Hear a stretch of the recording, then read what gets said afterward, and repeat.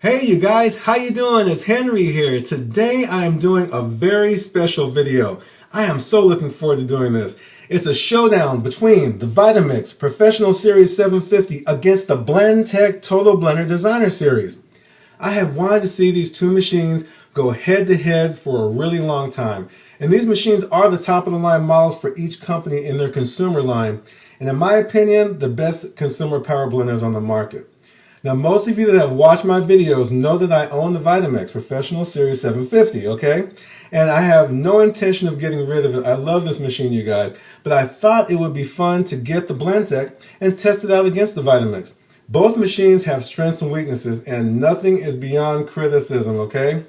Now, you might have friends that have a Blendtec, and they're going to say, get the Blendtec! Okay, and you might have some friends that have a Vitamix, and of course they're going to say, get the Vitamix! Okay, so, and it can be confusing on which one to get.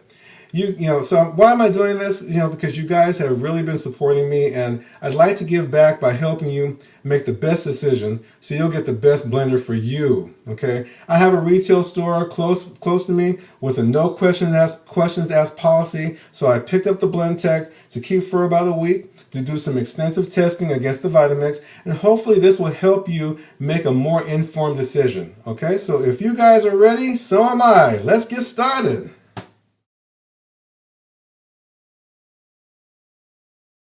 One of the most talked about features between both the Vitamix and the Blendtec are the containers.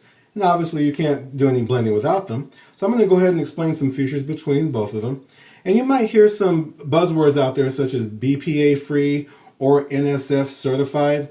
Well, both these containers are in fact BPA free, and that means that they're free from the harmful chemicals that may reside in some plastics. So I'm going to go ahead and start with the Blendtec container. It's a square container. It is very wide at the top, very wide at the bottom. It has a fifth side over here called the wild side that makes it for more efficient blending. It has very easy to read markings on here in black for your measurements and a nice easy to hold handle.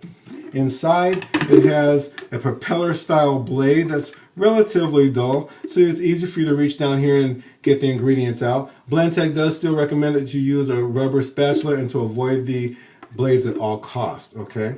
The Vitamix container. This one's also very wide at the top, very wide at the bottom, and it's more low profile like the Blendtec container, so it's easy to fit under most cabinets. Inside here, it has 4 blades that spin around, of course, and they're a little bit sharper, you guys, so just try to be cautious when you get ingredients out. Although because it has a wider base, it's easier to get them out. It has a pour spout here, a very easy to grip handle, okay? So, I have a problem with both of them, okay? All right, on the Blendtec, it seems to be the same size container as the Vitamix, but which is 64 ounces. But the problem is here, Blendtec says fill it up no more than 36 ounces, which is just under 4 cups. I decided to go ahead and fill it up to about here just to see what would happen. I ramped it up midway, the top blew off, and the water went everywhere. So you guys did not want to see that, okay? On the Vitamix here, the markings go up to 64 ounces. I filled it up to about right there, turned it up on high, nothing happened. It blended perfectly. So no problem with the container popping off, container cover popping off. So I will give Vitamix that thumbs up. On the container markings on the Blendtec over here, they're marked in black. On the Vitamix container, they're translucent. This is hard to read. I wasn't happy about that type of feature on here. I'm not sure the point behind why Vitamix did not make them in black, but so I'm going to give the thumbs up to Blendtec on that, okay? In terms of who blended better, I put the same concoction between both of them, which was a green smoothie, the same amount of ingredients. This one blended for 40 seconds. This one blends for 45 seconds on the smoothie setting. This one had some problems blending the dates. I have these dates here, and I put only one date in here, and it still have chewy bits at the bottom when it was finished. This one blended it perfectly. I had no problem whatsoever. So I will give, in terms of who I think blends a little bit better, I will give that to the Vitamix.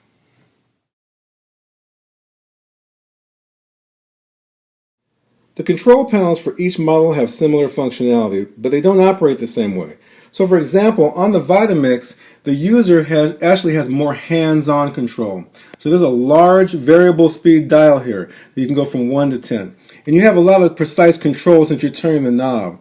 But if you want more automated operation, turn the knob to the left. You have your preset settings for smoothies, frozen desserts, soups, purees, and the cleaning setting.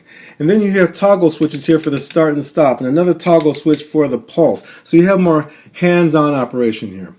On the Blendtec, it uses a capacitive touchscreen. So if you have a tablet computer or your cell phone has a touchscreen, you're really going to like this, okay? So here, you just tap the button here, it's an illuminated button, and then a whole control panel comes up.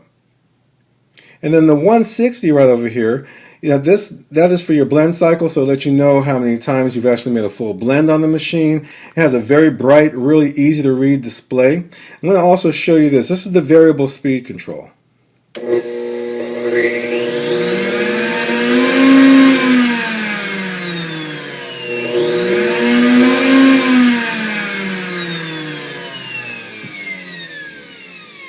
Okay.